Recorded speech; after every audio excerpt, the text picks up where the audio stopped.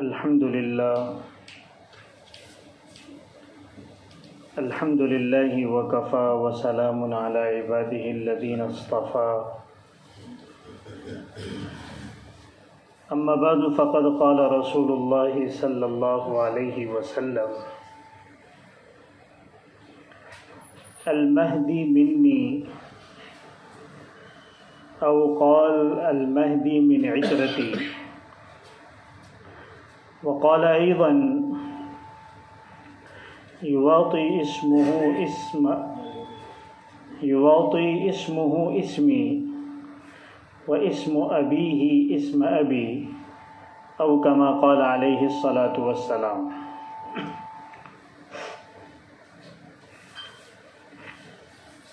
محترم حضرات، میرے عزیز بھائیوں بزرگوں،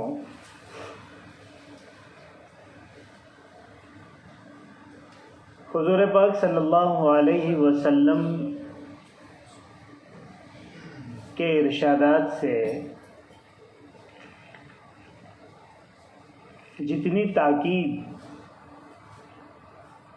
حضرت امام مہدی کے ظہور کی ہمیں احادیث میں ملتی ہے،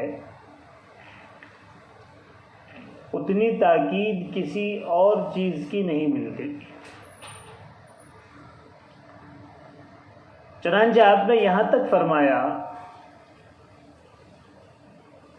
کہ اگر دنیا کے ختم ہونے میں اور قیامت کے آنے میں ایک دن بھی باقی ہو تو اللہ تبارک و تعالیٰ اس دن کو لمبا کر دیں گے، طویل کر دیں گے، اور اس میں میرے خاندان سے ایک شخص کو بھیجیں گے جو دنیا کو اسی طرح سے عدل و انصاف سے بھر دے گا جس طرح وہ ظلم و ستم سے بھری ہوئی تھی۔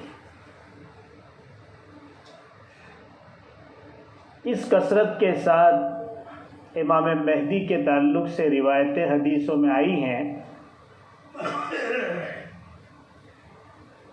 کہ اہل سنت والجماعت کے نزدیک امام مہدی کے ظہور کا عقیدہ قطعی اور یقینی ہے۔ اب اس میں کسی شک اور شبے کی گنجائش نہیں رہتی۔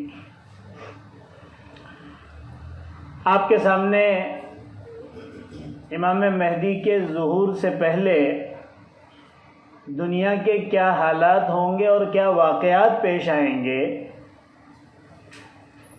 اس سلسلے میں کچھ تفصیلی باتیں گزشتہ جمعہ عرض کی گئی تھی۔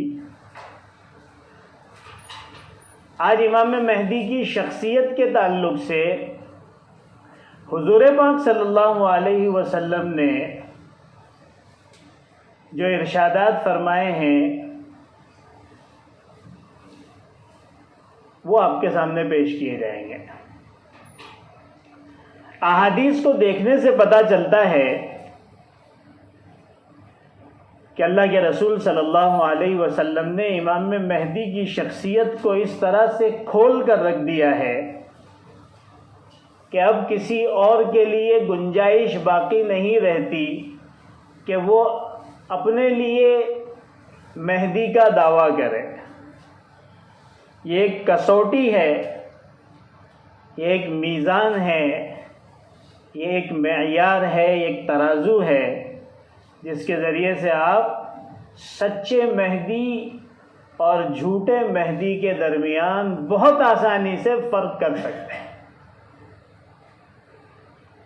آپ کو اس عقیدے کا پتہ ہی حدیثوں سے چلا، ورنہ مہدی کی کوئی صراحت قرآن میں نہیں ہے۔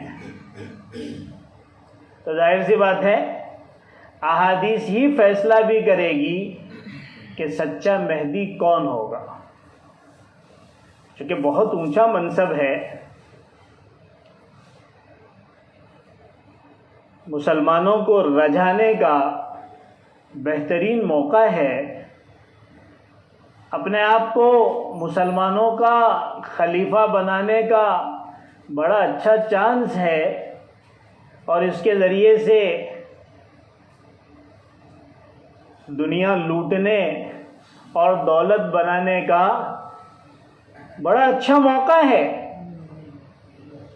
لہذا لالچی طبیعتیں اور حریص طبیعتیں یقیناً اس طرف دوڑے گی کہ یہ منصب ہمیں مل جائے، عہدہ بھی مل جائے اور دولت اور شہرت بھی مل جائے. کہ آدمی چاہتا ہے کیا؟ یہی تو چاہتا ہے.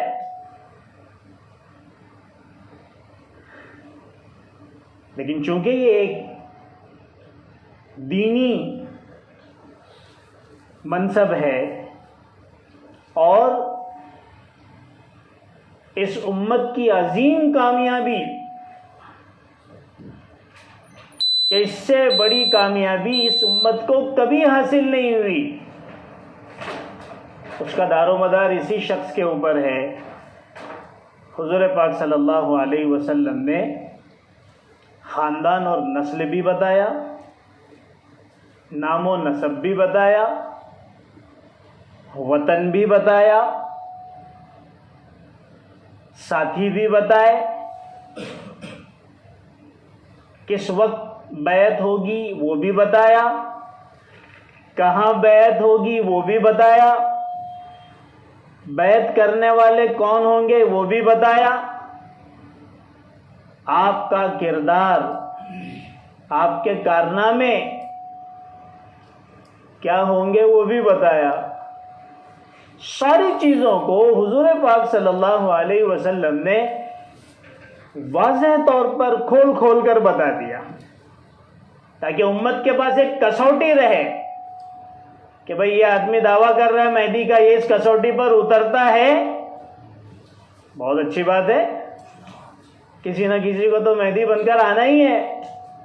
اور اگر یہ اس کسوٹی پر نہیں اتارتا تو پھر اس کو نکار دیا جائے گا اور اسے دھتکار دیا جائے گا کہ تم سچے مہدی نہیں ہو سکتے،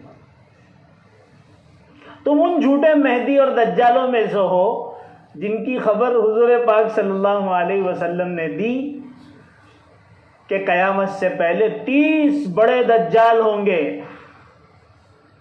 اور ہر ایک یہ دعویٰ کرے گا کہ وہ اللہ کا نبی ہے، اس کی اطاعت کرو، لیکن وہ ہر ایک جھوٹا ہوگا. اس کسوٹی کو سمجھنا ضروری ہے اور محدثین کے اصول کے مطابق سمجھنا ضروری ہے اور شراح حدیث علماء کی تشریحات کی روشنی میں سمجھنا ضروری ہے. آپ کی عقل اس سلسلے میں معیار نہیں ہوگی کہ میں اپنی عقل سے سمجھوں گا اور میری عقل میں جو چیز آئے گی وہی صحیح ہوگی. آپ کی تعویلات بھی نہیں چلے گی، آپ کی تعبیرات بھی نہیں چلے گی اور آپ کی تشریحات بھی نہیں چلے گی. یہ بات کان کھول کے سن لیں.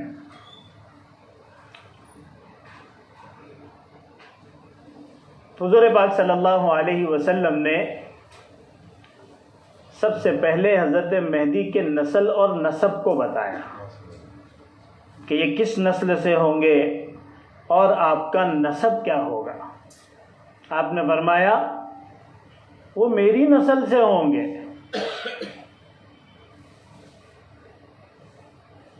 وہ میری نسل سے ہوں گے. المہدی منی، المہدی من عطرتی، مہدی میرے خاندان سے، میری نسل سے ہوں گے، یعنی وہ حضور پاک صلی اللہ علیہ وسلم کی اولاد میں سے ہوں گے. ہم جنہیں سید کہتے ہیں، ہاشمی کہتے ہیں. کئی حدیثیں ہیں، ابو داؤد شریف میں، ترمذی شریف میں، مصنف ابن ابی شیبہ میں ہے،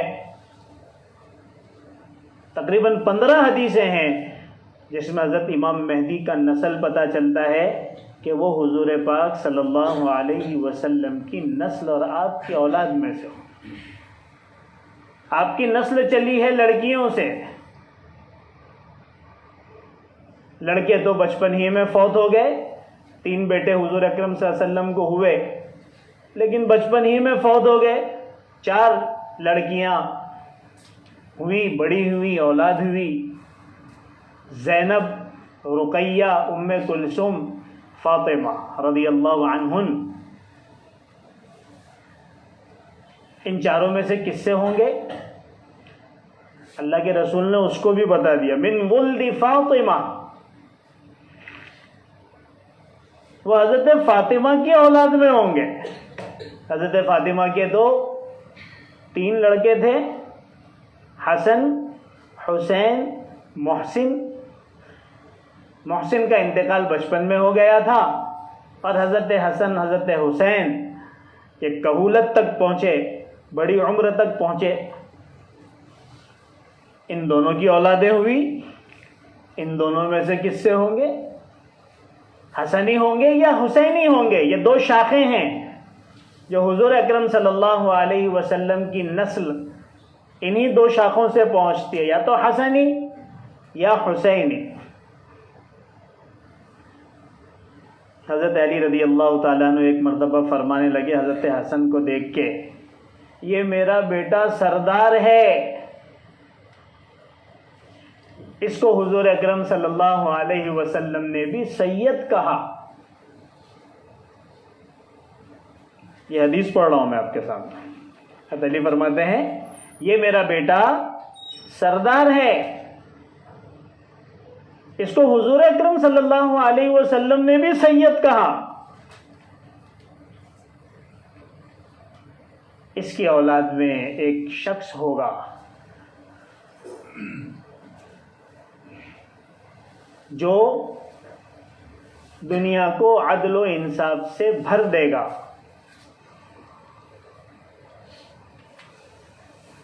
جو حضور اکرم صلی اللہ علیہ وسلم سے اخلاق میں مشابہ ہوگا. اس حدیث کے ذریعے سے یہ بات واضح ہو گئی کہ حضرت امام مہدی حضرت حسن کی اولاد میں ہوں گے، اسی وجہ سے وہ حسنی ہوں گے. حضور اکرم صلی اللہ علیہ وسلم کی نسل، حضرت فاطمہ کی اولاد، اور حضرت فاطمہ کی اولاد میں حضرت حسن کی شاخ سے ہوں گے. یہ ساری تفصیل آپ کو حدیث پاک میں ملے گی.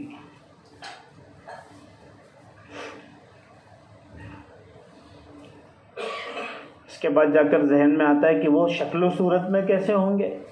اتنی عظیم شخصیت ہے، اللہ کے رسول صلی اللہ علیہ وسلم کی نسل اور خاندان سے ہیں، اتنا عظیم کارنامہ انجام دینے والے ہیں، تو شکل و صورت کیسی ہوگی؟ حضور پاک صلی اللہ علیہ وسلم نے اس کو بھی واضح کر دیا.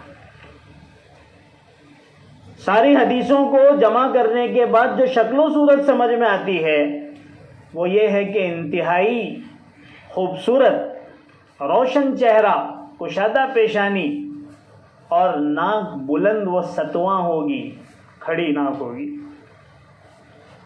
سینہ چوڑا ہوگا. ایک حدیث میں آتا ہے کہ حضور پاک صلی اللہ علیہ وسلم نے فرمایا کہ وہ شکل و شباہت میں مجھ سے مشابہ ہوں گے. ظاہر سی بات ہے حضور اکرم صلی اللہ علیہ وسلم سے زیادہ حسین و جمیل اس کائنات میں کوئی آیا ہی نہیں. وَأَحْسَنَ مِنْكَ لَمْ تَرَ قَطُّ عَيْنِي وَأَجْمَلَ مِنْكَ لَمْ تَلِدِ النِّسَاءُ خُلِقْتَ مُبَرَّأً مِنْ كُلِّ عَيْبٍ كَأَنَّكَ قَدْ خُلِقْتَ كَمَا تَشَاءُ. اتنی بہترین حضور اکرم صلی اللہ علیہ وسلم کی شکل و شباہت کو، آپ کے حسن و جمال کو کسی اور شاعر نے بیان نہیں کیا. آپ سے زیادہ حسین میری آنکھوں نے کسی کو دیکھا ہی نہیں. آپ سے زیادہ جمیل کسی ماں نے کسی بچے کو جنا ہی نہیں. آپ ہر عیب سے پاک پیدا کیے گئے. کیسے؟ جیسے کسی نے اپنے آپ کو خود کہا ہو کہ مجھے اس طریقے سے بنایا جائے کہ اَنَّكَ قَدْ خُلِقْتَ كَمَا تَشَاءُ. آپ ویسے پیدا کیے گئے جیسا آپ نے چاہا. آپ سے زیادہ حسین و جمیل تو اس کائنات میں کوئی آیا ہی نہیں۔ حضور اکرم صلی اللہ علیہ وسلم فرماتے ہیں کہ حضرت مہدی شکل و شباہت میں مجھ جیسے ہوں گے۔ آپ کی شکل و شباہت کیا تھی؟ یہ مستقل ایک موضوع ہے، یہ ایک ٹاپک ہے جس کو بڑے خوبصورت انداز میں کسی نے بیان کیا ہے، وہ اس وقت میرا موضوع نہیں ہے۔ تو آپ انتہائی حسین و جمیل ہوں گے۔ یہ آپ کی جو تصویر کشی حدیث پاک میں ملتی ہے، یہ اسی لیے ہے تاکہ ہم سچے اور جھوٹے مہدی کے درمیان فرق کر سکیں اور کسی کی بھی دعوے پر لبیک نہ کہہ دیں، اس کے پیچھے نہ لگ جائیں۔ جیسے بہت سارے لوگ اس دور میں اپنا ایمان ضائع کر رہے ہیں حقیقت سے ناواقفیت کی وجہ سے یا غلط باتوں کو قبول کر کے۔ اس کی تحقیق نہیں ہے ان کے پاس، وہ ماننے کو تیار نہیں ہے، وہ سمجھنے کو تیار نہیں ہے، جبکہ حضور پاک صلی اللہ علیہ وسلم نے ساری باتوں کو کھول کر رکھ دیا ہے۔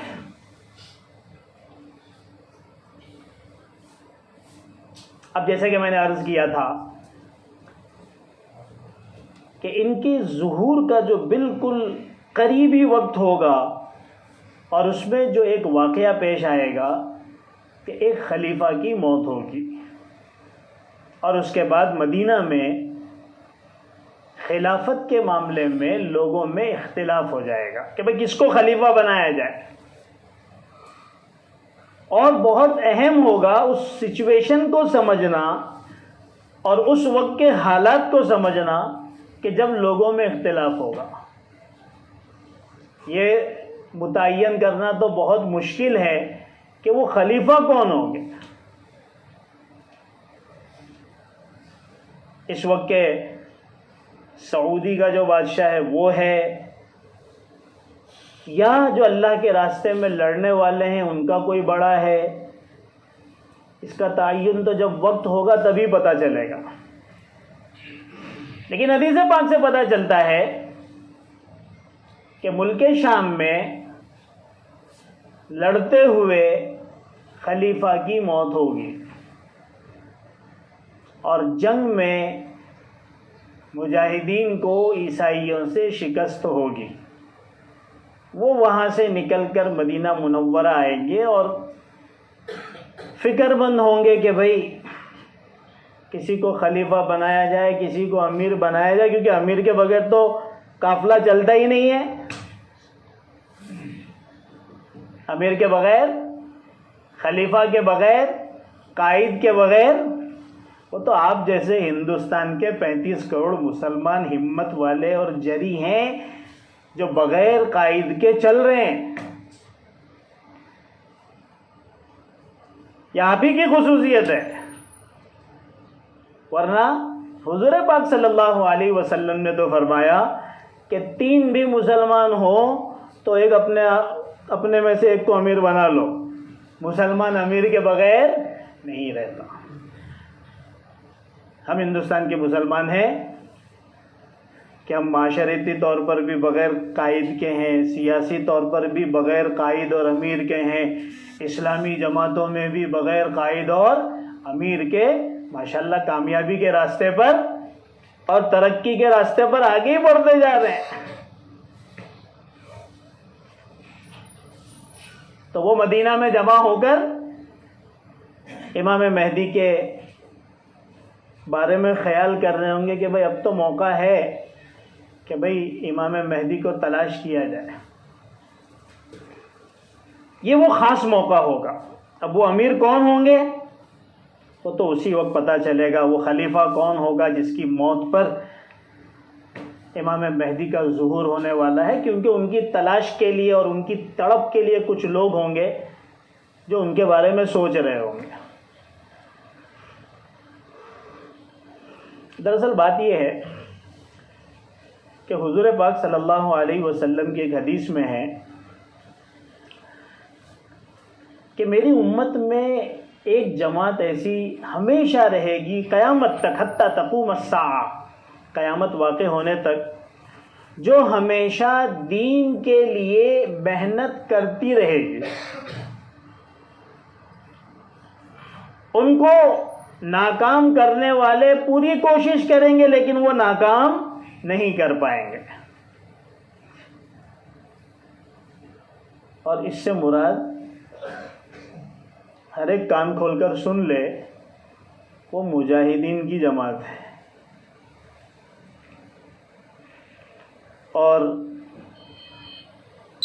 اس کو آپ سمجھ سکتے ہیں کہ اس وقت پوری دنیا میں اور عالم اسلام میں خاص طور پر یہ جماعتیں اپنا کام برابر کر رہی ہیں اور پوری طریقے سے تیار ہیں. امام مہدی کو تو آنا ہے اور صرف قیادت کرنا ہے. جیسے باطل پوری محنت کر رہا ہے، دجال کو صرف آنا ہے اور حکمرانی کرنا ہے. وہ آنے کے بعد صفوں کو جمع نہیں کرے گا، وہ لوگوں کو تیار نہیں کرے گا، سب تیاری ہو چکی ہے. اسی طریقے سے اہل حق کی وہ جو جماعت ہے وہ بھی ہر جگہ تیار ہے، اپنے اعتبار سے اپنی محنت کر رہی ہے. ٹھیک ہے، باطل کے پاس بہت طاقت ہے، بہت ہتھیار ہے، بہت جو ہے وہ آگے بڑھے ہوئے ہیں، یہ اتنے نہیں ہیں لیکن ہے یہ بھی تیار. کیونکہ مقابلہ ہے مادیت کے ساتھ روحانیت کا. روحانیت مادیت میں اور ظاہری طاقت میں کم ہی ہوتی ہے. اللہ تعالیٰ کی طرف سے مدد آئے گی. کیا مدد آئے گی؟ مدد یہ آئے گی کہ حضرت مہدی جو خود اپنی شخصیت سے، اپنی حقیقت سے واقف نہیں ہوں گے. اس بات کو اچھی طریقے سے سمجھ لیجئے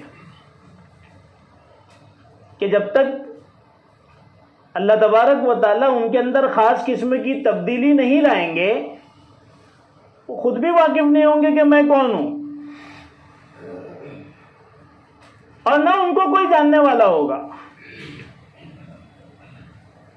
اور یہ بھی اللہ تبارک و تعالیٰ کی بہت بڑی حکمت ہے. بعض خبروں کے مطابق مدینے کے چپے چپے کو تلاش کیا جا رہا ہے، ایک ایک فرد کی تحقیق کی جا رہی ہے، کیونکہ پیپر آؤٹ ہے. اللہ کے رسول صلی اللہ علیہ وسلم تو امام مہدی کا نام تک بتا دیا. کیا فرمایا؟ ان کا نام میرے نام کے مطابق ہوگا اور ان کے والد کا نام میرے والد کے نام کے جیسا ہوگا. حضور پاک صلی اللہ علیہ وسلم کا نام ہے محمد ابن عبداللہ، تو یقیناً ان کا نام بھی محمد ابن عبداللہ ہوگا. اور محمد نام رکھنا عربوں میں عام ہے، اور عبداللہ نام رکھنا اور اس عبد کے ساتھ نام رکھنے کا بھی رواج ہے. تو پتہ نہیں کتنے محمد ابن عبداللہ ہوں گے. تو ساری چیزیں تو واضح ہیں، تحقیق کرنا بہت آسان ہے. تحقیق کرنا آسان. نام پتہ ہے، شکل و شباہت کے بارے میں بتا دیا گیا، نسل و خاندان بتا دیا گیا، جا کے تلاش کرو. لیکن نہ مہدی خود اپنی ذات سے واقف اور نہ لوگ ان سے واقف. وہ ایک عام انسانوں کی طرح سے انسان ہوں گے، کھا رہے ہیں، پی رہے ہیں، نماز پڑھ رہے ہیں، کام کاج کر رہے ہیں. یہ اللہ تعالیٰ کی حکمت ہے کہ کوئی ان تک پہنچ نہیں سکتا. باطل کی پوری کوشش ہے کہ ان کو اپنے وقت سے پہلے ہی ختم کر دو. آپ سے زیادہ فکر مند ہے وہ، اور آپ سے زیادہ ان کے بارے میں ان کو معلومات ہے، اور آپ سے زیادہ ان کو ان کی جستجو اور تلاش بھی ہے. ہم کو تو کچھ پتہ ہی نہیں ہے.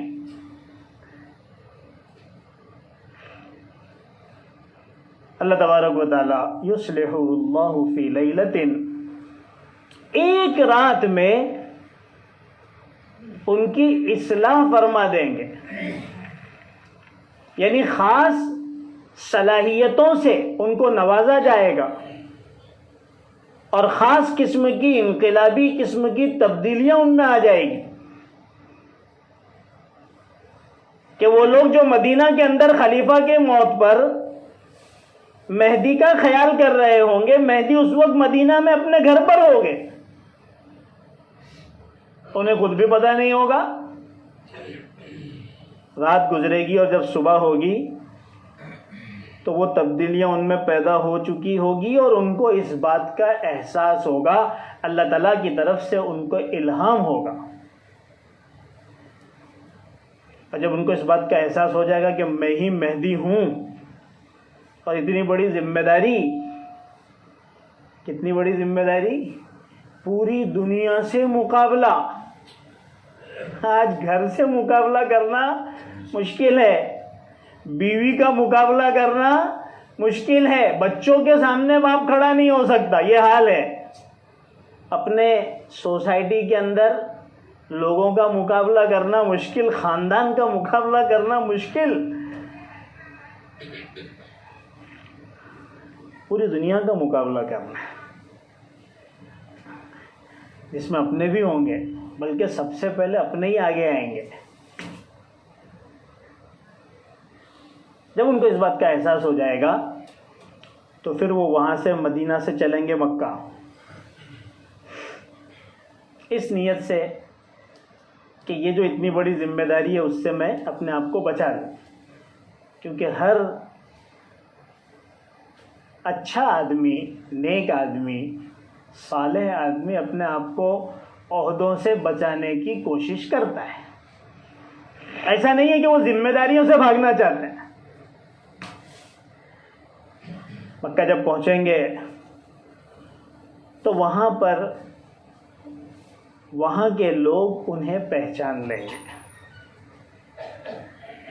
روایتوں سے پتہ چلتا ہے کہ پہچاننے کے بعد فوری طور پر ان سے بیعت نہیں ہوگی، کچھ شبہ بھی رہے گا کہ پتہ نہیں یہی ہے یا نہیں، لیکن بہرحال یہی ہے۔ وہ ایک روشن سا چہرہ نظر آئے گا۔ بڑی اچھی تعبیر کسی بہت محقق قسم کے آدمی نے خود مجھ سے کی، میں نے یہ سوال ان سے کیا تھا کہ حضرت کس طریقے سے پہچانیں گے؟ اتنے سارے لوگ طواف کرتے ہیں، آج ہی دیکھ لیجئے، مطاف بھرا ہوا رہتا ہے اور حرم بھرا ہوا رہتا ہے، اور سب تقریباً ایک جیسے ہی دکھتے بھی ہیں حاجی۔ تو ان کا جو انداز تھا کہ حضرت امام مہدی طواف کرتے ہوئے ہوں گے اور یہ اللہ والے اور یہ نیک لوگ بھی اپنا طواف کر رہے ہوں گے، اور اچانک کسی کی اچٹتی ہوئی نظر ان کے اوپر پڑے گی اور وہ بالکل ہکا بکا رہ جائیں گے کہ ارے یہ کون ہے، اور ان کے دل میں یہ بات آئے گی کہ ہو نہ ہو یہ امام مہدی ہیں۔ بہرحال جو بھی شکل ہو، یہ ان کی اپنی تعبیر ہے، کوئی ضروری نہیں ایسا ہی ہو، لیکن ممکن ہے کہ ایسا ہی کوئی شکل بنے کہ جب کوئی اللہ والا، کوئی نیک آدمی جس کے چہرے پر اللہ کی طرف سے نورانیت ہو، اور پھر جو اللہ کے رسول کے مشابہ ہوگا وہ کتنا حسین ہوگا، تو ظاہر سی بات ہے کہ لاکھوں اور کروڑوں میں بھی ہو تو وہ تو نظر آ ہی جائے گا۔ اب یہ کہ ان کو دیکھنے کے لیے ویسی نگاہیں چاہیے، تو پھر بعد میں جا کر لوگ ان کے مکان کو تلاش کرتے ہوئے پہنچیں گے اور ان کو ضد کریں گے کہ حضرت اب موقع ہے، اب بیعت کر لیجئے، امت کی کشتی ہچکولی کھا رہی ہے،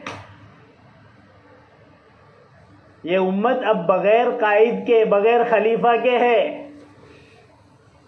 اور اللہ کے رسول صلی اللہ علیہ وسلم کی حدیث ہے، جس جماعت کا کوئی قائد، امیر، خلیفہ نہیں، اس کی قیادت شیطان کرتا ہے، اب گائیڈ شیطان کرے گا۔ تعجب ہوتا ہے ان لوگوں پر جو امارت کا انکار کرتے ہیں کہ امیر کی ضرورت نہیں۔ یہ پوری تاریخ اسلامی سے ناواقفیت کی دلیل ہے یا شریعت سے پوری طریقے سے عناد اور دشمنی کی دلیل ہے؟ بہرحال وہ لے کے آئیں گے، اور مابین الرکن والمقام، حجر اسود اور مقام ابراہیم، ان دونوں کے بیچ میں ان کے ہاتھ پر بیعت ہوگی۔ یہ جو بیعت ہوگی اس وقت تقریباً 313 لوگ ہوں گے جو بدری صحابہ کی تعداد میں ہوں گے. ظاہر سی بات ہے سوشل میڈیا کا زمانہ ہے، سیکنڈوں کے اندر خبریں دنیا میں پہنچ جاتی ہے، خبر اچھل جائے گی کہ بھائی مہدی کا ظہور ہو گیا اور اصلی مہدی آ گیا اور بیعت بھی ہو گئی.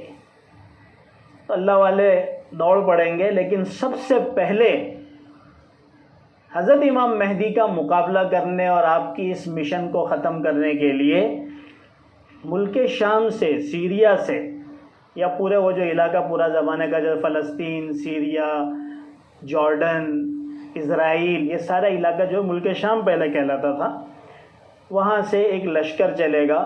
سفیانی اس لشکر کو بھیجے گا، بڑا لشکر ہوگا کہ جاؤ اور ان کا مقابلہ کر کے چھوٹی سی جماعت ہے اس کو ختم کر دو. وہ چلیں گے اور مقام ذوالحلیفہ پر جب پہنچیں گے، مقام بیدا اس کا نام ہے، وہاں پر جا کے اللہ تبارک و تعالیٰ ان سب کو دھسا دے گا. ایک آدمی بچے گا جو جا کے خبر دے گا کہ اپنے تو سب لوگ زمین کے اندر دھس گئے. غصہ ہوگا سفیانی اور ایک بڑا لشکر لے کر خود چلے گا. اللہ تبارک و تعالیٰ اس کو بھی زبردست شکست سے دوچار کریں گے اور اتنا مال غنیمت حاصل ہوگا کہ حضرت امام مہدی لوگوں کو خوب داد و دہیش کریں گے، خوب دیں گے. حدیث پاک میں آتا ہے اس دن کی غنیمت سے جو محروم رہا وہ بڑا نقصان میں رہا اور وہ حقیقی محروم ہے. اس جہاد میں بھی شریک ہونے کی تاکید کی گئی اور اس غنیمت کو حاصل کرنے کی بھی فضیلت کو بیان کیا گیا.